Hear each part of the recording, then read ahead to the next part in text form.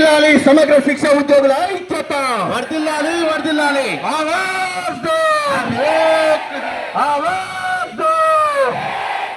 ఆవాజ్ దో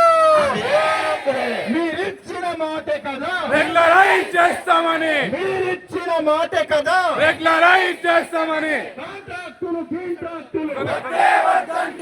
వర్ధిల్లాలి సమగ్ర శిక్ష ఉద్యోగుల ఐక్యత సోదరులారా, ఈ రోజు మన తెలంగాణ రాష్ట్రం శాసనసభ అధిపతి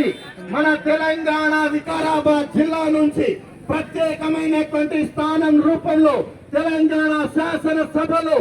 సర్వోన్నతమైనటువంటి పదవిలో ఉంటూ మన దగ్గర సంఘీభావం కోసం మద్దతు కోసం వారు రాయభారిగా ఉంటూ మా గౌరవ ముఖ్యమంత్రి గారితో మాట్లాడి సమగ్ర శిక్ష ఉద్యోగుల సమస్యలు పరిష్కారం చేయడానికి బాధ్యతగా ఇక్కడ విచ్చేసినటువంటి